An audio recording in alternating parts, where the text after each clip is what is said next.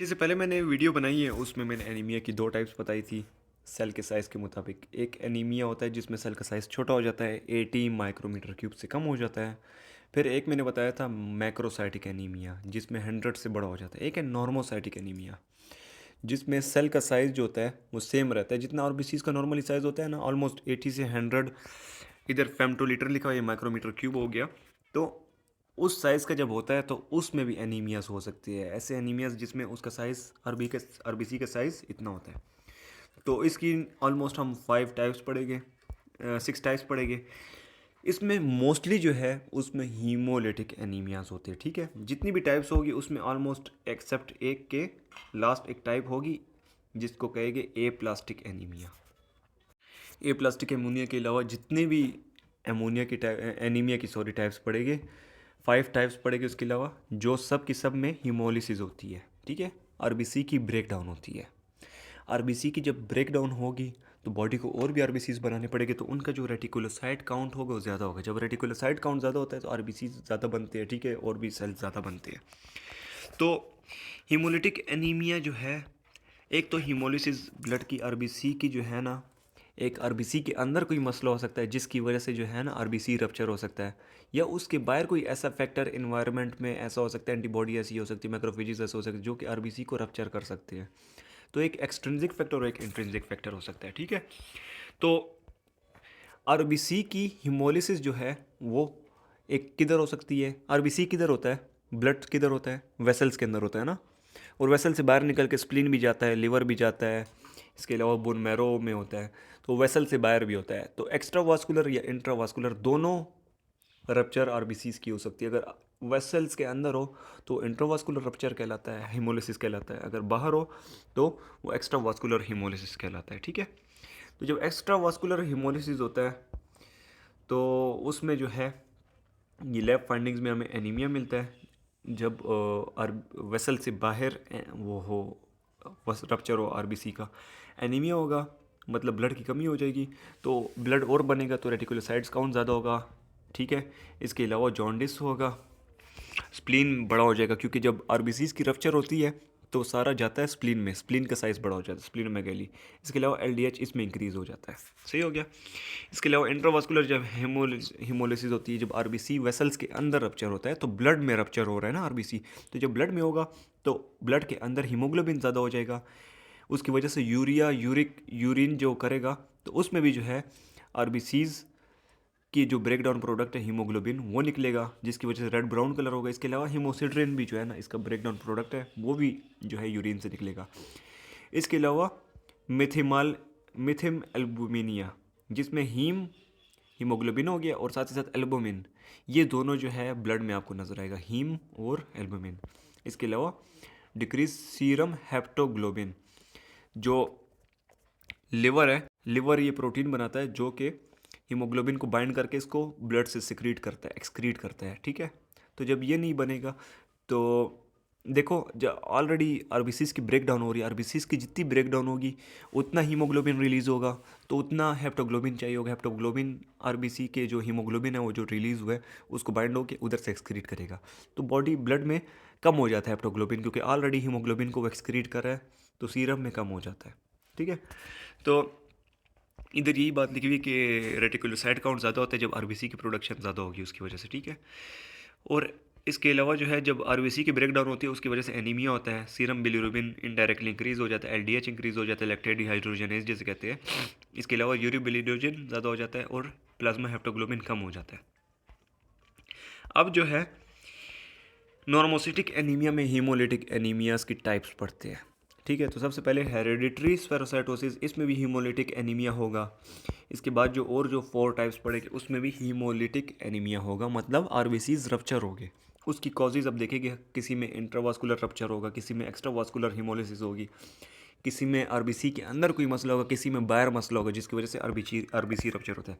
तो सबसे पहले हेरेडिटरी स्फेरोसाइटोसिस, नेम से देख रहे हेरिडिटरी मतलब ये एक्वाइड नहीं है, ये जो है जीन्स में डायरेक्ट ट्रांसफ़र हो रहा है। तो ऑटोसोमल डोमिनेंट है ये। ऑटोसोमल डोमिनेंट का मतलब कि ये अगर पेरेंट को है या जिसको भी है तो खामखा उसमें ये ज़ाहिर होगा। अगर एक जीन भी अगर आपके पास इसका हेरेडिटरी स्फेरोसाइटोसिस का आ जाए तो आपको ये एनीमिया होगा, ठीक है। तो इसमें क्या होता है, ऑटोसोमल डोमिनेंट है, इंट्रिंसिक डिफेक्ट आता है और एक्स्ट्रा वास्कुलर हिमोलिसिस होती है। इंट्रिंसिक डिफेक्ट क्या आता है, इसमें जो मेम्ब्रेन प्रोटीन होता है, आरबीसी का जो मेम्ब्रेन है उसकी प्रोटीन चेंज हो जाती है। जब आरबीसी के मेम्ब्रेन की प्रोटीन चेंज हो जाती है उसकी वजह से आरबीसी अलग अलग शेप्स का होता है। इसमें जो है स्फेरॉइड हो जाता है, सर्कल सा हो जाता है, बड़ा सा हो जाता है। तो वो एक तो बड़ा हो जाता है, तो जब वो बड़ा हो जाता है नॉर्मली फटता नहीं है, वो रप्चर नहीं होता। लेकिन वो जब स्प्लीन से गुजरता है, स्प्लीन अगर आपने ऑर्गन देखा हो उसमें जो है वॉल्स होती है, पोर्स होते हैं, उसमें से आरबीसी को निकल के गुजरना पड़ता है, फिल्ट्रेशन होती है उधर, सिक्वेस्ट्रेशन होती है, ठीक है। तो जब स्प्लीन से ही नहीं निकल सकता क्योंकि साइज़ इसका बड़ा है, उसके पोर से नहीं निकल सकता, तो ये उधर ही फंस जाता है और इसकी रप्चरिंग हो जाती है उस जगह पे, ठीक है। तो इसकी एक्स्ट्रा वास्कुलर मतलब वेसल से बाहर, स्प्लीन के अंदर हो रही है ना, स्प्लीन वेसल्स भी नहीं, वो वेसल से बाहर आता है। तो स्प्लीन में इसकी रप्चरिंग होती है, इसका साइज़ बड़ा होता है। इंट्रिंसिक डिफेक्ट इसमें क्या होता है, मेम्ब्रेन प्रोटीन की वजह से गोल होता है। तो इसमें एक तो इंट्रिंसिक डिफेक्ट है और एक्स्ट्रा वास्कुलर हिमोलिसिस इसमें होती है। जितने भी अभी हीमोलिटिक एनीमियाज पड़ेंगे उन सब में जो है हाई रेटिकुलोसाइट काउंट होगा, ठीक है। रेटिकुलोसाइट्स ज़्यादा होगी सारे हीमोलिटिक एनीमियाज में, सही हो गया। तो इसमें जो है कि म्यूटेशंस कौन सी आती है, जीन्स में कौन सी म्यूटेशंस ऐसी आती है इन जीन्स में, ऑटोसोमल जीन्स में, जिसकी वजह से जो है ये इफेक्ट होता है। एनकायरिन हो गया, बीटा स्पेक्ट्रिन हो गया, बैंड 3 और 4, इन सब में म्यूटेशन हो जाती है, जिसकी वजह से ये इसका जो प्रोटीन है इसमें डिफेक्ट आता है और आरबीसीज गोल होते हैं। इसके क्लिनिकल फीचर्स क्या हो गए, इसमें जो है रिकरेंट एपिसोड्स ऑफ हीमोलिसिस होगी। साइंस और सिम्टम्स पेशेंट में सबसे पहले तो हीमोलिसिस होगी, ब्लड की रप्चरिंग हो रही है आरबीसीज की, इसकी वजह से जॉन्डिस हो जाता है, ठीक है। वक्फे से इंटरमिटेंट मतलब थोड़े टाइम के लिए हुआ, फिर ठीक हो गया, फिर हुआ, फिर ठीक हो गया। पॉजिटिव फैमिली हिस्ट्री होगी इसमें। क्यों पॉजिटिव होगी, क्योंकि डोमिनेंट है। डोमिनेंट जब होगा, अगर पेरेंट को है तो पेरेंट को खामखा ये एनीमिया होगा। तो एक तो फैमिली हिस्ट्री पॉजिटिव होगी, बच्चे को भी एनीमिया होगा अगर उसमें ये जीन्स ट्रांसफ़र हो जाए तो पॉजिटिव फैमिली हिस्ट्री होगी। इसके अलावा स्प्लीन इसमें साइज़ में बड़ा हो जाता है। ब्लैक गाल स्टोन्स हो गए, ठीक है। इसमें 3 किस्म की क्राइसिस आती है ये साइंस और सिम्टम्स में ना। एक हीमोलिटिक क्राइसिस आती है, हीमोलिसिस होती है, सही है, एकदम से इंक्रीज़ हो जाता है। वो जो एपिसोडिक इंक्रीज़ होता है ना, तो क्राइसिस वाला हीमोलिटिक क्राइसिस होती है। ये ज़्यादातर जब इन्फेक्शन होता है उसके साथ इन्फेक्शस की वजह से जो है और भी ज़्यादा हीमोलिसिस होनी शुरू हो जाती है। इसके अलावा ए प्लास्टिक क्राइसिस, ए प्लास्टिक का मतलब आरबीसीज नहीं बन रहे होते, ठीक है। इसमें क्या होता है, पार्वोवायरस B19, ये जब इसको इन्फेक्ट करता है एक पेशेंट को तो उसकी वजह से ए प्लास्टिक क्राइसिस होती है, जिसमें एक तो ऑलरेडी देखें ये जो स्फेरोसाइटोसिस HS जो है, ये जो कंडीशन है, इसमें ऑलरेडी हीमोलिसिस हो रही होती है, आरबीसीज ब्रेक डाउन हो रही होती है। तो बॉडी को तो आरबीसीज बनाने पड़ते हैं बहुत ज़्यादा, लेकिन ए प्लास्टिक में क्या होता है, बॉडी आरबीसीज भी नहीं बना रहा होता। क्यों नहीं बना रहा था, पार्वो वायरस की वजह से। तो जब पार्वो वायरस की वजह से वो आरबीसीज नहीं बना रहा था और ऑलरेडी हीमोलिसिस हो रही है तो उसको सेवियर एनीमिया हो जाता है। मेगलोब्लास्टिक में अगर जब उसको आरबीसीज रप्चर हो रहे होते हैं, उसको और आरबीसीज बनाने होते हैं, उसके लिए आरबीसी बनाने के लिए विटामिन B12 और B9 भी ज़रूरी है। जब विटामिन B9 और B12 की कमी होती जाएगी तो उसकी वजह से मेगलोब्लास्टिक क्राइसिस आएगी, मेगलोब्लास्टिक एनीमिया, और साथ ही साथ ये वाला एनीमिया भी है, तो बहुत ज़्यादा सेवियर एनीमिया हो सकता है। तो इसमें ये 3 क्राइसिस आ सकती है। इसके बाद वाली जो एनीमियाज है उसमें भी क्राइसिस आ सकते हैं, वो देखते हैं। पार्वो वायरस की वजह से उसमें भी आएगा, ठीक है। पार्वो वायरस की वजह से आरबीसीज कम बनते हैं, ठीक है। तो ए प्लास्टिक, इसको डायग्नोसिस कैसे करेंगे, हेरिडिटरी स्फेरोसाइटोसिस, इसमें आरबीसीज गोल होते हैं ना। तो जब माइक्रोस्कोप में देखेंगे तो आपको आरबीसीज गोल नज़र आएगी। पेरिफेरल फिल्म यही जो माइक्रोस्कोप में चेक करती है। तो स्फेरोसाइट्स जो होंगे वो स्मॉल हो गए, गोल से हो गए, और डार्क स्टेनिंग रेड सेल्स हो गए, ठीक है। इसके अलावा इसमें जो है अगर देखा जाए तो इसमें हीमोग्लोबिन की कंसंट्रेशन सेल के अंदर ज़्यादा होगी, सेल का साइज़ छोटा होगा relative to haemoglobin concentration, MCSC इसे कहते हैं। इसके अलावा कॉम्स टेस्ट इसमें नेगेटिव आएगा, ठीक है। इसके अलावा एक और भी कंडीशन पड़ेगी, उसमें भी स्फेरोसाइट्स बनते हैं, ठीक है, गोल आरबीसीज बनते हैं। लेकिन वो गोल इसलिए होते हैं क्योंकि उसमें एक एंटीबॉडी होती है, इसमें एंटीबॉडी प्रेजेंट नहीं आती, इसमें एंटीबॉडी नहीं होती, तभी कॉम्स टेस्ट नेगेटिव आता है। कॉम्स टेस्ट में एंटीबॉडी चेक की जाती है। इसके अलावा इन स्फेरोसाइट्स को जब आप हाइपोटोनिक सोल्यूशन, ऐसी सोल्यूशन जिसमें साल्ट कम हो, उसमें जब डालेंगे तो आरबीसी रप्चर हो जाएगी। तो ये इसके डायग्नोस्टिक टेस्ट, इसके थ्रू आपको पता चल जाएगा कि इस बंदे को हेरेडिटरी स्फेरोसाइटोसिस है। ठीक हो गया, तो इसकी ट्रीटमेंट जो है फोलिक एसिड रिप्लेसमेंट देंगे, क्योंकि आरबीसीज इनके रप्चर हो रहे हैं, इनको आरबीसीज और बनाने हैं तो फोलिक एसिड की ज़रूरत होती है। इसके अलावा स्प्लीन साइज़ में बड़ा होने शुरू हो जाता है इन पेशेंट्स में, क्योंकि आरबीसी रप्चर हो रहा है स्प्लीन में, तो स्प्लीन साइज़ में बड़ा हो जाता है, तो स्प्लीन को रिमूव कर देते हैं। अगर सवेयर हेमोलिसिस हो या मॉडरेट हेमोलिसिस हो तब करते हैं। 6 साल के बाद करते हैं, बच्चा जब 6 साल का से ऊपर हो जाता है तब करते हैं, ठीक है। और इसके अलावा इम्यूनाइजेशन देते हैं स्प्लीन से, स्प्लीनेक्टोमी। अब लेट सपोज एक बंदे को ऑलरेडी हमने सोचा हुआ है कि उसको स्प्लीन का रिमूवल सर्जरी करेंगे, तो उसको इलेक्टिव केस कहते हैं। मतलब पहले से उन्होंने सेलेक्ट किया हुआ है कि इस बंदे को हम बाद में करेंगे, तो उसको 2 से 3 हफ्ते पहले ही वैक्सीन दे देते हैं। जबकि बाज़ औक़ात वो क्राइसिस आ जाती है, क्राइसिस में सवेयर वो हो जाता है, डेफिशिएंसी हेमोलिसिस हो जाती है और एनीमिया हो जाता है, तो उन क्राइसिस की वजह से इमरजेंसी स्प्लीन सर्जरी करनी पड़ती है, स्प्लीन को हटाना पड़ता है। तो उस केसेस में जो है फिर उसी वक्त जिस टाइम सर्जरी होती है उसके ऑलमोस्ट इमीडिएटली उसके बाद जो है वैक्सीन देते हैं, जो कि लेस इफेक्टिव है। वैक्सीन क्यों देते हैं? इन पेशेंट्स को इन्फेक्शन हो सकता है, तो न्यूमोकोकल हीमोफाइलस इन्फ्लुएंजा हो गया, मेनिंजोकोकल ग्रुप सी, और इसके अलावा इन्फ्लुएंजा, ये वायरस की वैक्सीन देते हैं कि इनको ये अपॉर्चुनिस्टिक बैक्टीरिया इन पे अटैक ना करें।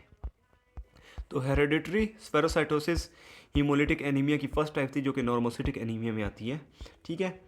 इसके बाद जो है सिकल सेल डिजीज़, ये दूसरी हीमोलिटिक एनीमिया, इसमें भी आरबीसी रप्चर होता है, लेकिन किधर रप्चर होता है वो देखते हैं, और किस वजह से रप्चर होता है वो भी देखते हैं। ये ऑटोसोमल रिसेसिव है। इससे पहले जो हमने पढ़ा हेरेडिटरी स्फेरोसाइटोसिस, वो ऑटोसोमल डोमिनेंट था, वो अगर एक भी जीन हो तो पेशेंट को होगा, वो डिजीज़ हो जाएगी। सिकल सेल में जो है ज़रूरी नहीं है दोनों तरफ से जीन्स आए तो तभी होगा, और एक्स लिंक्ड है ये, नो सॉरी ये वाला एक्स लिंक नहीं है, वो आगे एक्स लिंक। अच्छा, इसमें जो है अब लेट सपोज एक पेरेंट की तरफ से हीमोग्लोबिन एस का जीन आ रहा है। इसमें कौन सा जीन होता है मैं बताता हूँ। सबसे पहले बीटा ग्लोबिन चेन होती है, उसमें जब पॉइंट म्यूटेशन हो जाए तो वेलिन की जगह ग्लूटामिक एसिड की जगह लग जाता है, ठीक है। तो जब वो लग जाता है तो उसकी वजह से HbS बन जाता है, haemoglobin S. Normally haemoglobin A होता है बॉडी में, तो अगर एक पेरेंट की तरफ से आए जीन तो HbA, ठीक है, HbA आ गया और एक S आ गया, तो हीमोग्लोबिन AS होता है। तो AS इतना सवेयर नहीं है, अगर दोनों SS हो तो फिर सवेयर होता है, मतलब दोनों सिकल सेल के हीमोग्लोबिन है। इसमें एक जो था नॉर्मल हीमोग्लोबिन था, 60% नॉर्मल हीमोग्लोबिन है HbA, जबकि HbS जो है वो 40% है इसमें। तो इसको सिकल सेल ट्रेट कहते हैं, जब सिर्फ एक एबनॉर्मल जीन हो और एक जो है नॉर्मल हो, ठीक है। तो इसमें जो है एनीमिया नहीं होता, लेकिन ये कैरियर होते हैं ये वाले पेशेंट्स। इसके अलावा ये फाल्सिपेरम जो मलेरिया, इसके ख़िलाफ़ प्रोटेक्शन इनमें होती है, जबकि इनमें नहीं होती, ये जो दूसरी होमोजाइगस कंडीशन है जो कि सेवियर फॉर्म ऑफ एनीमिया है, ठीक है। तो सबसे पहले सिकल सेल डिजीज़ का हमने देख लिया कि इसमें बीटा ग्लोबिन चेन में चेंज आ रहा है, जिसकी वजह से HbS बन रहा है, हीमोग्लोबिन एस, एबनॉर्मल हीमोग्लोबिन बन रहा है। ये एबनॉर्मल हीमोग्लोबिन क्या काम करता है? पैथोजेनेसिस देखते हैं कि एबनॉर्मल हीमोग्लोबिन HbS जो है, जब उसको ऑक्सीजन ना मिले, हाइपोक्सिया हो, या इसके अलावा एसिडोसिस हो, या डिहाइड्रेशन हो, या इन्फेक्शन हो, ब्लड में डिहाइड्रेशन हो गई, इन्फेक्शन हो गया, एसिडोसिस हो गया, एसिडिक इन्वायरमेंट हो गया, या ऑक्सीजन ना हुई ब्लड में, तो जो HbS प्रोटीन, HbS हीमोग्लोबिन है, वो एक साथ जुड़ जाता है, ठीक है। आरबीसी के अंदर सिर्फ एक हीमोग्लोबिन तो नहीं होता, काफ़ी ज़्यादा हीमोग्लोबिन होता है, तो आपस में जुड़ जाते हैं और एक सीधा सी शेप बनाते हैं, जिसकी वजह से आरबीसी का जो स्ट्रक्चर है वो चेंज हो जाता है, ठीक है। आरबीसी सिकल शेप का हो जाता है। सिकल शेप की आप पिक्चर देख लेना कैसे होता है, ठीक है, उस शेप का हो जाता है। वो जब इस शेप का बन जाता है तो वेसल्स में फंसता है, रुकता है। वो जब वेसल्स में रुकता है तो उसकी वजह से ऑक्लूजन हो जाती है। इसमें हीमोलिसिस भी होती है। चलो वो आगे देखेंगे। अर्ली स्टेजेस में स्प्लीनोमेगेली हो जाती है। लेट स्टेजेस में जब स्टार्ट में स्प्लीन में ये फंसता है तो स्प्लीन साइज़ में बड़ा होने शुरू हो जाता है। फिर लास्ट स्टेजेस में जो है ना, स्प्लीन में जब ब्लड फ्लो रुक जाती है बहुत ज़्यादा, तो स्प्लीन बॉडी जो है खुद ही अपने स्प्लीन को ख़त्म कर देता है, अपनी बॉडी जो है स्प्लीन को ख़त्म कर देती है इसमें, सिकल सेल डिजीज़ में। तो ये एक इम्पॉर्टेंट बात इसमें की गई है। अच्छा, क्लिनिकल फाइंडिंग्स देखें तो सिकल सेल डिजीज़ के पेशेंट के क्या क्लिनिकल फाइंडिंग्स होंगे? जो HbAs वाला है, सिकल सेल ट्रेट वाला, उसमें तो कोई सिम्टम्स नहीं होंगे, जबकि HbSS वाले में सिम्टम्स होंगे। तो क्या सिम्टम्स होंगे? सबसे पहले तो इन्फेक्शस डिजीज़ को प्रोन हो गए वो पेशेंट्स, उनकी इम्यूनिटी कमज़ोर होगी। तो एक तो स्प्लीन की वजह से, स्प्लीन उनका सही से काम नहीं कर रहा, और दूसरा ऑप्सोनाइजेशन, मतलब कि बॉडी का इम्यून सिस्टम किसी पैथोजन को रिकॉग्नाइज करता है, उसको कहते हैं ऑप्सोनाइजेशन, वो भी इम्पेयर हो जाएगा। तो उन बॉडी जो है रिकॉग्नाइज कर सकेगी नहीं कर सकेगी बैक्टीरियाज और पैथोजेंस को। तो इस वजह से सेप्टिसीमिया इन पेशेंट्स को हो सकता है, जिसमें स्ट्रेप्टोकोकस निमोनिया में इनका होता है। इसके अलावा मेनिंजाइटिस हो सकता है स्ट्रेप्टोकोकस निमोनिया और हीमस इन्फ्लुएंजा की वजह से, ऑस्टियोमाइलिटिस सल्मोनेला की वजह से हो सकती है। तो ये पेशेंट्स ससेप्टेबल टू इन्फेक्शन होते हैं। इसके अलावा सिकल सेल बन रहा है ना, सिकल सेल एनीमिया है, तो इसमें सेल की शेप कैसी होगी? सिकल सेल होगी। तो वो ब्लॉकेज काज करेगी वेसल्स में। तो वेसल्स में जब ब्लॉकेज होगी तो उसकी वजह से स्ट्रोक भी हो सकता है। अगर इंटेस्टाइन वाली रीजन की वेसल्स में हो रही है तो मेसेंटेरिक इस्कीमिया हो सकता है। इसके अलावा avascular necrosis of femoral head हो सकता है, फीमर का जो हेड है उसकी नेक्रोसिस, क्योंकि ब्लड सप्लाई रुक जाएगी, क्योंकि उसकी वजह से, सिकल सेल की वजह से। इसके अलावा हैंड फुट सिंड्रोम हो सकता है, जिसमें बोन इन्फार्क्शन होती है, बोन को जब ब्लड सप्लाई नहीं मिल रही तो बोन ख़त्म होनी शुरू हो जाती है। उसकी वजह से बच्चों में, इन्फेंट्स में, ये हैंड और फुट स्वॉलन हो जाते हैं, ठीक है। इसके अलावा एक्यूट चेस्ट सिंड्रोम है, जिसमें जो लंग्स है, लंग्स की जो कैपिलरीज है उसके अंदर ब्लॉकेज हो जाती है, जिसकी वजह से सिम्टम्स आते हैं। एक्यूट चेस्ट सिंड्रोम इसे कहते हैं। Most common cause of death in adults इस केस में, सिकल सेल में। तो वैसे ओक्लूसिव क्राइसिस इसमें आ सकती है, इसमें भी एक प्लास्टिक क्राइसिस आ सकती है। इससे पहले हमने पढ़ा था हेरिडिटरी स्फेरोसाइटोसिस, जिसमें 3 टाइप की क्राइसिस थी, हीमोलिटिक क्राइसिस थी, इसके अलावा एप्लास्टिक क्राइसिस थी जो कि B19 की वजह से हो रही थी। इसमें भी जो है B19 की वजह से एप्लास्टिक क्राइसिस हो सकती है। एप्लास्टिक क्राइसिस में क्या होता है, वही RBCs नहीं बनते बोन मैरो की सेसेशन की वजह से, जिसकी वजह से जो है RBC रेटिकुलोसाइट्स काउंट भी कम हो जाती है और RBC भी कम होता है, तो एनीमिया सेवियर हो जाता है। सही हो गया। इसके अलावा प्लेटलेट्स की भी कम हो जाती है अमाउंट। अच्छा, तो ये मैंने कंडीशन जो बताई है एप्लास्टिक क्राइसिस, ये B19 की वजह से, ये वाहिद है जिसकी वजह से रेटिकुलोसाइट काउंट कम हो जाती है। सही है, हीमोलिटिक एनीमियाज में। तो इसके अलावा हर एक जो डिजीज़ पड़ेगी, कंडीशन पड़ेगी, उसमें रेटिकुलोसाइट काउंट ज़्यादा हो जाती है हीमोलिटिक एनीमिया में। तो हीमोलिटिक एनीमिया की दूसरी टाइप हम पढ़े सिकल सेल डिजीज़, इसमें सिक्वेस्ट्रेशन क्राइसिस भी हो सकती है, जिसमें चिल्ड्रन का जो फंक्शनल स्प्लीन होता है, स्प्लीन ठीक होता है, उसमें एकदम से इंट्रैपमेंट हो जाती है हाइपोक्सिया या उस रीज़न की वजह से RBCs उसमें फंस जाते हैं और क्या होता है, स्प्लीन साइज़ में बड़ा हो जाता है। सही हो गया। तो इसके लैब डायग्नोसिस क्या होगी? इनके पेशेंट्स को हम कैसे चेक करेंगे कि इनके पेशेंट्स, ये जो सिकल सेल डिजीज़ के पेशेंट्स हैं उसमें क्या हो रहा है? सबसे पहले तो ये रेटिकुलोसाइट्स काउंट ज़्यादा होगी। सही है, और जब हम वो कंप्लीट ब्लड काउंट करेंगे। इसके अलावा जो पेरिफेरल फिल्म मतलब स्पाइनल, उसमें देखेंगे माइक्रोस्कोप में, तो उसमें सिकल सेल्स आपको नज़र आएंगे, ठीक है। इसके अलावा हवेल जॉली बॉडीज़ जो है वो नज़र आएगी प्लाज्मा में। जब स्प्लीन सही से काम नहीं कर रहा होता ना, तो उसमें जब RBC वो मर जाता है तो उधर जाता है, तो उसके न्यूक्लियर रेमनेंट्स जो होते हैं, न्यूक्लियस के जो पुर्जे होते हैं, वो वापस ब्लड में आ जाते हैं। तो आपको हवेल जॉली बॉडीज़, वो पुर्जे नज़र आएंगे, ठीक है, ब्लड में। इसके अलावा सिकलिंग टेस्ट अगर आप इनमें करें, लैब डायग्नोसिस में सिकलिंग टेस्ट जब करते हैं तो उसके लिए मेटाबीसल्फाइड यूज़ करते हैं, मेटाबाइसल्फाइड, ठीक है। ये क्या करता है, ये एक ऐसा कंपाउंड है जो कि ऑक्सीजन को अपनी तरफ खींचता है। तो अगर एक बंदा जिसको सिकल सेल एनीमिया है, उसके ब्लड में ऑक्सीजन जब कम हो जाएगा तो सिकल शेप बन जाएगी सेल्स।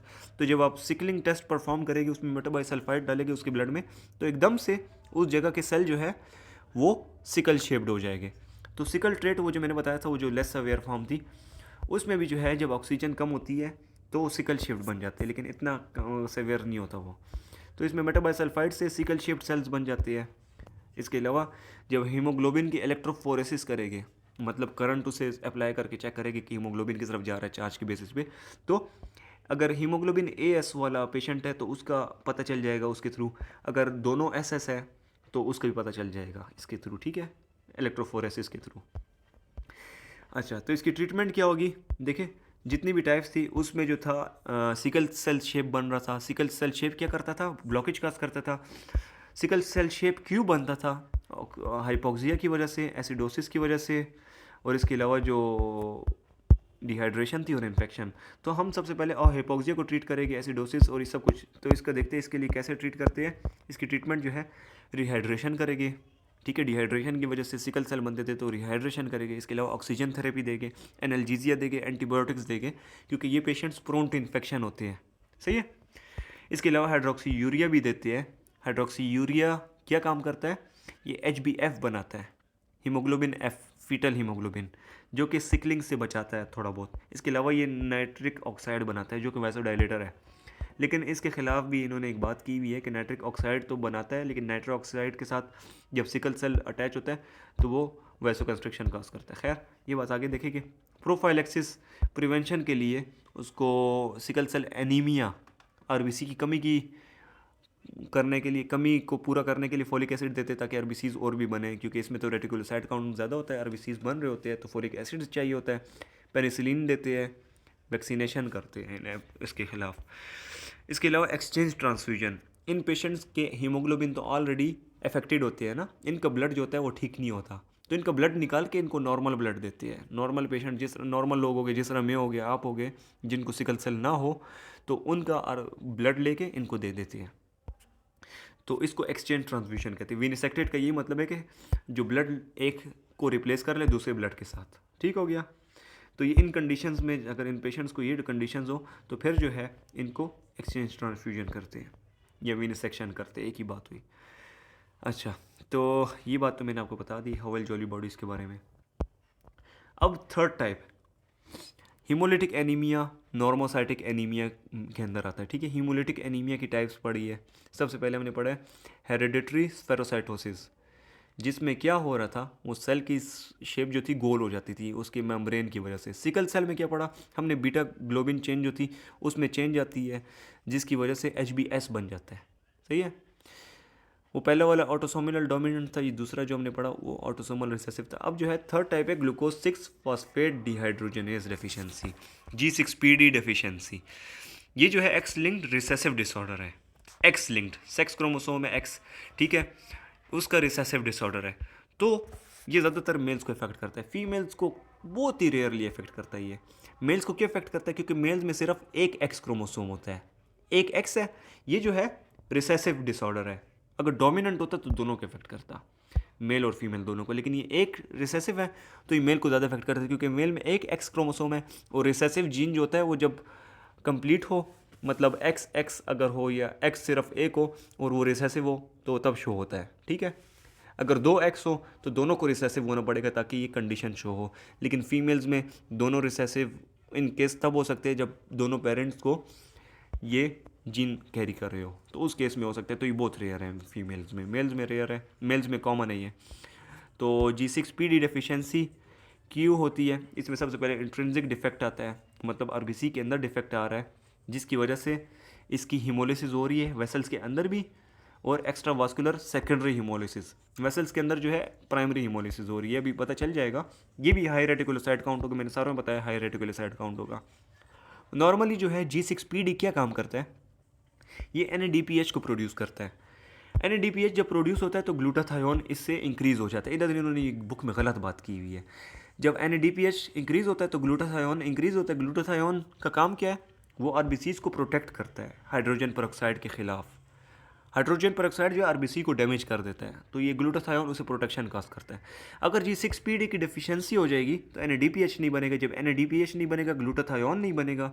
ग्लूटाथायोन जब नहीं बनेगा, GSH ग्लूटाथायोन का नेम है, GSH कहते हैं ग्लूटाथायोन को। जब ग्लूटाथायोन नहीं बनेगा तो हाइड्रोजन पेरोक्साइड को प्रोटेक्शन नहीं मिलेगी, सेल को प्रोटेक्शन नहीं मिलेगी हाइड्रोजन पेरोक्साइड से, और उसकी वजह से हीमोग्लोबिन डैमेज हो जाएगा। हीमोग्लोबिन जब हाइड्रोजन पेरोक्साइड से डैमेज हो जाएगा तो उस हीमोग्लोबिन को क्या बोलेंगे, डैमेज हीमोग्लोबिन को हाइंस बॉडी, ठीक है। वो डैमेज हीमोग्लोबिन जो है RBC को रप्चर कर सकता है। तो RBC किधर रप्चर होता है, RBCs किधर होते हैं, ज़्यादातर वेसल्स में होते हैं ना। तो वेसल्स में प्राइमरी इंट्रावास्कुलर हो रहा है, मतलब RBC एकदम से रप्चर हो रहा है वेसल के अंदर, तो प्राइमरीली इंट्रावास्कुलर रप्चरिंग हो रही है, सही है। तो हाइंस बॉडी RBC को रप्चर काज कर लेता है, जो कि फिर स्प्लीन में जाते हैं RBCs, ठीक है।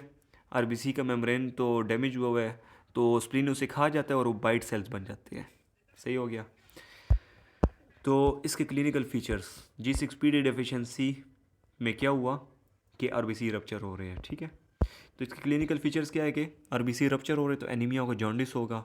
इसके अलावा एनीमिया कब होगा ज़्यादा, अगर इन्फेक्शन ज़्यादा हो तो और भी ज़्यादा एनीमिया कॉज होगा, सही है, आरबीसी और भी ज़्यादा रप्चर होगी। इसके अलावा ड्रग्स, बाज़ ऐसे ड्रग्स हैं जो कि और भी ज़्यादा रप्चरिंग क्रॉस करते हैं। इसके अलावा डायबिटिक कीटोएसिडोसिस और फूड्स में फावा बीन्स हो गए बच्चों में, ये काज कर सकता है। तो ये इसकी क्लिनिकल फीचर्स थे जो कि एनीमिया को और भी ज़्यादा काज करते हैं। अच्छा, डायग्नोस्टिक टेस्ट, एक पेशेंट है जिसको G6PD की डेफिशिएंसी हुई है, उसकी वजह से ये हो रहा है। तो सीबीसी जब चेक करेंगे तो हीमोलिटिक एनीमिया होगा, ठीक है, कंप्लीट ब्लड काउंट में नॉर्मोसिटिक सेल साइज नॉर्मल होगा, रेटिकुलोसाइट्स काउंट इंक्रीज होगा। जब माइक्रोस्कोप में देखा जाएगा तो आरबीसीज जो है वाइट सेल्स नजर आएगी आपको, उनका मेम्ब्रेन मिसिंग होगा। इसके अलावा हाइंस बॉडी आपको नजर आएगी, हीमोग्लोबिन डिनेचर्ड, ठीक है, वो जो डैमेज हो जाता है ना हीमोग्लोबिन, तो हाइंस बॉडी कहलाता है, वो आपको नजर आएगी माइक्रोस्कोप में। इसके अलावा जो मोस्ट एक्यूरेट टेस्ट है G6PD लेवल, जो कि हीमोलिसिस के बाद जो है 1-2 महीने बाद जो है G6PD लेवल कम हो जाता है, वो आपको इसमें नज़र आएगा। इसकी ट्रीटमेंट क्या है, अगर किसी ड्रग की वजह से ये हो रहा है उस ड्रग को हम कम कर देंगे। इसके अलावा इन्फेक्शन को ख़त्म करेंगे। ब्लड ट्रांसफ्यूजन में भी लाइफ सेविंग, क्योंकि इसमें ब्लड की रप्चरिंग हो रही है तो ब्लड ट्रांसफ्यूजन उसे देते हैं। स्प्लीन का रिमूवल इसमें हेल्पफुल नहीं होगा। तो 3 टाइप्स हमने पढ़ लिए, हेरेडिटरी स्फेरोसाइटोसिस, इसके अलावा हमने पढ़ा था सिकल सेल डिजीज़। अब ये थर्ड हमने पढ़ी थी, ये थी G6PD डेफिशिएंसी। अब जो फोर्थ टाइप है वो है ऑटो इम्यून हीमोलिटिक एनीमिया। ये जो हीमोलिटिक एनीमिया की टाइप है, इसमें ऑटो इम्यून बॉडी अपनी बॉडी सेल्स को रप्चर कर रही है, तो ये एक्सट्रिंसिक हीमोलिटिक एनीमिया कहलाएगा। क्यों? क्योंकि आरबीसी के अंदर का मसला नहीं, आरबीसी के बाहर कोई ऐसी चीज़ है जो कि आरबीसी को रप्चर कर रही है, तो एक्सट्रिंसिक है, बाहर मतलब एक्सट्रिंसिक।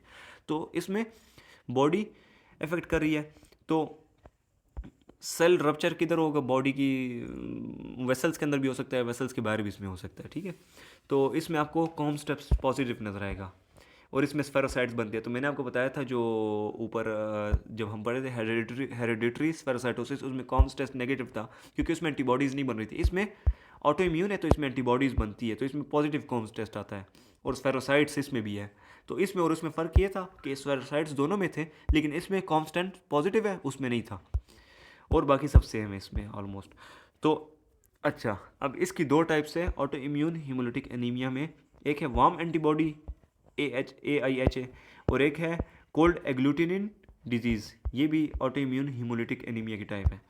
तो एक में इन दोनों में फ़र्क, सबसे कॉमन फ़र्क ये है कि 37 डिग्री या इससे ऊपर जाके एक्टिव होते हैं, तो इसलिए वो वार्म एंटीबॉडी कहते हैं। और वो वाला कोल्ड है, वो कोल्ड टेम्परेचर में जो है कॉज करता है हीमोलिटिक एनीमिया, ठीक है। ये मोस्ट कॉमन टाइप है IgG मीडिएटेड, और वो वाला जो है IgM मीडिएटेड है। इसमें कॉम्प्लीमेंट सिस्टम फिक्स नहीं होता। कॉम्प्लीमेंट सिस्टम फिक्स का मतलब जो एंटीबॉडी आती है तो उसकी बेसिस पे कॉम्प्लीमेंट सिस्टम काम करता है, तो इसमें ऐसा सीन नहीं होता। इसकी कॉजेज़ क्या है ऑटो इम्यून हीमोलिटिक एनीमिया की, ये जो वार्म बॉडी है, इसकी सबसे पहली कॉज अननोन है। इसके अलावा SLE की वजह से हो सकता है, लिम्फोमा, ल्यूकीमिया और ड्रग्स की वजह से। इसमें क्या होता है ऑटो इम्यून वाले में, ये जो वार्म बॉडी है इसमें आरबीसी के ऊपर IgG लगा होता है। जिन आरबीसी के ऊपर IgG लगा होता है उसको स्प्लीन के माइक्रोफेजेस जो होते हैं, मैक्रोफेज, वो उसको खा जाते हैं, फेजोसाइटोस कर लेते हैं, सही है। तो इसलिए इसमें एक्स्ट्रा वास्कुलर हीमोलिसिस होती है, सही है, इस वाले में। इस पे और उसमें फ़र्क क्या था, हेरेडिटरी स्फेरोसाइटोसिस जो सबसे पहले हमने टाइप पढ़ी थी हीमोलिटिक एनीमिया की, ये इधर लिखा हुआ है। अच्छा, ट्रीटमेंट इसकी कोर्टिकोस्टेरॉइड देके, क्योंकि ऑटो इम्यून में जो है इम्यून सिस्टम को कमज़ोर करने के लिए कोर्टिकोस्टेरॉइड्स दे देते हैं। इसके अलावा जो है बाज़ औक़ात जब स्टेरॉइड्स काम नहीं करते तो फिर इंट्रावीनस इम्यूनोग्लोबुलिन दे देते हैं। इसके अलावा जब स्टेरॉइड्स और ये दोनों काम ना करे और बार बार ये हो रहा है रिकरेंट, तो इसमें स्प्लीन को रिमूव कर देते हैं। कि स्प्लीन को रिमूव करने से भी जो है इसके सिम्टम्स इंप्रूव नहीं हो रहे, इसको मसला फिर भी है, तो फिर इसको इम्यूनोसप्रेसिव थेरेपी देते हैं, सही है। तो ये warm antibody auto immune haemolytic anaemia पड़ा। अच्छा, अब जो दूसरी टाइप इसकी ऑटो इम्यून हीमोलिटिक एनीमिया की, ये आईहा की AIHA कोल्ड एग्लूटिनिन, जो मैंने बताया कि लेस कॉमन है और लेस कोल्ड टेम्परेचर भी ये एक्टिव हो जाता है। इसकी कॉजेज़ इडियोपैथिक है। इसके अलावा माइकोप्लाज्मा इन्फेक्शन, ये नेम्स लिखे हुए आप देख लें। तो इसमें पेशेंट जो है इनको एनीमिया कब ज़्यादा वर्स होता है, जब ठंड में होते हैं। और ठंडे पार्ट्स कौन से होते हैं, ज़्यादातर पेरिफेरल बॉडी पार्ट जो होते हैं, जैसे नोज़ हो गया, ईयर्स हो गए, उंगली हो गई और पाँव की उंगली हो गई। इसके अलावा रेनॉल्ड्स फिनोमिनन, और जब इस बॉडी पार्ट को गर्म कर देते हैं तो वो ठीक हो जाता है, पेशेंट रिकवरी होती है, सिम्टम्स रिजॉल्व होते हैं। इसमें जो है कोम्स टेस्ट नेगेटिव आता है और कॉम्प्लीमेंट सिस्टम पॉजिटिव, ठीक है। तो ये जो वार्म बॉडी वाला था, इसमें जो था कोम्स टेस्ट पॉजिटिव आ रहा था, इस वाले में नेगेटिव आ रहा है। अच्छा, तो हमने अब 4 टाइप्स पढ़ ली है। सबसे पहली टाइप थी हेरिडिटरी स्पेरोसाइटोसिस, दूसरी थी सिकल सेल डिजीज़, तीसरी कौन सी थी, G6PD डेफिशिएंसी वाली थी। अच्छा, इसके अलावा जो फोर्थ टाइप जो हमने पढ़ी आई थी ऑटो इम्यून हीमोलिटिक एनीमिया। अब जो फिफ्थ टाइप है वो है हीमोलिटिक एनीमिया की, जो फिफ्थ टाइप है वो है पैरोक्सिस्मल नॉक्टर्नल हीमोग्लोबिन यूरिया। अगर नेम से देखें, पैरोक्सिस्मल मतलब एकदम से अचानक आ जाना, रात के वक्त ही ज़्यादातर होता है 25% केसेस में, और हीमोग्लोबिन यूरिन में आता है, तो इसलिए से ये नेम कहते हैं, ठीक है। ये वाहिद हीमोलिटिक एनीमिया है जो कि एक्वायर्ड है, मतलब ये किसी वजह से बाद में होता है, ठीक है। जेनेटिक इसकी कॉज नहीं होती जो कि पेरेंट्स से ट्रांसफ़र हो, जबकि इससे पहले जितनी पड़ी उसमें जेनेटिक कॉजेज़ थी, ठीक है, पेरेंट्स से ट्रांसफ़र होता था। तो इसमें क्या होता है, कॉम्प्लीमेंट और एक्टिवेशन हो जाती है। क्यों होता है ये PIGA, ये जो लिखा हुआ इधर, ये इसमें म्यूटेशन हो जाती है वक्त के बाद, कुछ वक्त के बाद। इसकी रीज़न पता नहीं है क्यों म्यूटेशन होती है, लेकिन जब PIGA की म्यूटेशन हो जाती है तो GPI नहीं बनता। ये जो ग्लाइकोसाइल फॉस्फोडिनाइल जो भी नेम है उसकी सिंथेसिस नहीं होती। GPI क्यों ज़रूरी है, वो कॉम्प्लीमेंट सिस्टम को इनएक्टिवेट करता है। जब GPI नहीं होगा तो फिर कॉम्प्लीमेंट सिस्टम डीएक्टिवेट नहीं होगा, और कॉम्प्लीमेंट सिस्टम जो है हीमोटोपोइटिक सेल्स की डिस्ट्रक्शन काज कर देगा। हीमोटोपोइटिक स्टेम सेल्स जो होते हैं वो RBCs बनाते हैं, तो वो जब उसकी डिस्ट्रक्शन हो जाएगी तो RBCs वगैरह नहीं बनेंगे। सही हो गया। तो इस GPI जो काम करता है, कॉम्प्लीमेंट सिस्टम को डीएक्टिवेट करता है, उसके साथ ये 3 किस्म के प्रोटीन्स होते हैं जो कि हेल्प करते हैं। अच्छा, क्लिनिकल फीचर्स इसमें क्या है कि जो वस्कुलर वेसल्स के अंदर हीमोलिसिस होगी, पैरोक्सिस्मल और नॉक्टर्नल, मतलब एकदम अचानक रात के वक्त हो सकती है 25% केसेस में। इसके अलावा क्रोनिक हीमोलिसिस, क्रोनिक जो है RBCs की रप्चरिंग होती रहती है, जो कि जिसमें हीमोग्लोबिन यूरिया नहीं होते, जबकि ऊपर वाले में हीमोग्लोबिन यूरिया होती है, यूरिन में हीमोग्लोबिन आता है। अच्छा, पैनसाइटोपिनिया, इसमें आपको जितने भी सेल्स है, जब देखो बोन मैरो की वो डिस्ट्रक्शन हो रही है, ये जो हेमाटोपोइटिक स्टेम सेल्स है वो सारे किस्म के सेल्स बनाता है ना, RBCs भी बनाता है, WBCs भी बनाता है, प्लेटलेट्स भी बनाता है। तो जब उसकी डिस्ट्रक्शन हो जाती है तो उसकी वजह से एनीमिया भी होगा, RBC की कमी, इसके अलावा वाइट ब्लड सेल्स की कमी और थ्रोम्बोसाइट्स प्लेटलेट्स की भी कमी होती है। सही हो गया। और इसके अलावा इसमें थ्रोम्बोसिस भी होती है एपिसोडिक, कुछ वक्त बाद जो है थ्रोम्बोसिस होती है, बहुत सवेयर, बहुत ख़तरनाक चीज़ है। वेनस जो ब्लड होता है उसमें होती है ज़्यादातर। सही है। तो इसकी वजह से बहुत कॉम्प्लिकेशंस आती है। जब थ्रोम्बोस बनेंगे, क्लॉट्स बनेंगे, तो हेपेटिक सिस्टम में कोगुलेशन काज कर सकता है। इसके अलावा पोर्टल सिस्टम में, सेरेब्रल वेन में, जिसके थ्रू पेशेंट की डेथ हो सकती है। तो ये इसकी हमने साइंस और सिम्टम्स पढ़ लिए। तो साइंस और सिम्टम्स तो देख लिए, अब आगे आते हैं। ये जो था पैरोक्सिस्मल नॉक्टर्नल हीमोग्लोबिन यूरिया, इसमें आपको क्या मिलेगा जब आप इसकी लैब फाइंडिंग्स देखेंगे। तो सबसे पहले जो आप ब्लड फ्लो चेक करेंगे तो उसमें आपको CD55 और CD59 ये प्रोटीन आपको नज़र आएंगे, जो कि इसके साथ थे, ठीक है। कम नज़र आएगा इसमें, क्योंकि वो GPI नहीं है, तो GPI के साथ जो प्रोटीन से लिंक प्रोटीन्स वो भी कम होंगे। इसके अलावा शुगर वाटर टेस्ट करेंगे। सुक्रोज जो है, सुक्रोज वो कॉम्प्लीमेंट सिस्टम जब इसको डिस्ट्रक्ट कर होता है, जब आप सुक्रोज देते तो और भी ज़्यादा वो डिस्ट्रक्शन ज़्यादा हो जाती है। तो RBCs की जब डिस्ट्रक्शन कर रहा है कॉम्प्लीमेंट सिस्टम, जब आप उसमें सुक्रोज डालेंगे तो और भी ज़्यादा RBCs डिस्ट्रॉय होंगे। इसके अलावा हैम्स टेस्ट है, कन्फर्मेटरी टेस्ट है, ये ऊपर वाला स्क्रीनिंग टेस्ट है, ठीक है। और ये flow cytometry most accurate test है। हैम्स टेस्ट में क्या होता है, जब एसिडिक सीरम डालते हैं तो उसके थ्रू जो है अल्टरनेटिव पाथवे जो कॉम्प्लीमेंट सिस्टम वाला है वो एक्टिवेट हो जाता है। तो इसकी मैनेजमेंट स्टेरॉइड्स देते हैं, क्योंकि ये ऑटो इम्यून है एक किस्म से, अपनी बॉडी एक्टिव उसके ख़िलाफ़ काम कर रही है, तो इसको प्रेडनिसोलोन दे देते हैं। इसके अलावा बोन मैरो ट्रांसप्लांटेशन यही क्योर का मेथड है, इसके थ्रू सही इसका इलाज होता है, ठीक है।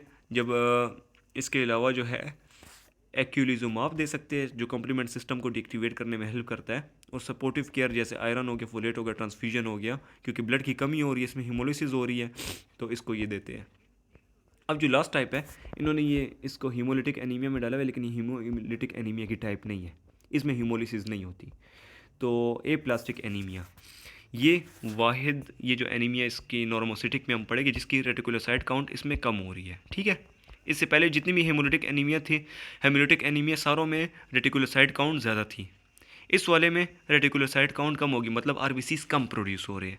आरबीसीज कम क्यों प्रोड्यूस होते हैं, उसकी रीज़न ये है कि टी सेल्स जो है वो अपने स्टेम सेल्स को सप्रेस कर देता है। स्टेम सेल्स जो है वही हेमेटोपोइटिक सेल्स जो होते हैं, जो कि स्टेम सेल्स जो है डिफरेंट किस्म के बॉडी सेल्स बनाते हैं, ठीक है, जैसे आरबीसी हो गया, डब्ल्यूबीसी हो गया, प्लेटलेट्स हो गया। तो जब टी सेल्स इसको स्टेम सेल्स को सप्रेस कर देंगे तो वो सेल्स नहीं बनेंगे, जिसकी वजह से एनीमिया काज होगा। ए प्लास्टिक हमने इससे पहले पढ़ा था, वो जो फर्स्ट और सेकंड टाइप थी उसमें हमने पढ़ा था कि ए प्लास्टिक क्राइसिस आती है, वो किस वायरस की वजह से, तो पार्वो वायरस B19 की वजह से। इसमें टी सेल्स की वजह से ए प्लास्टिसिटी हो रही है, आरबीसीज और सब कुछ कम बन रहा है। इसकी कॉज जो है अननोन है।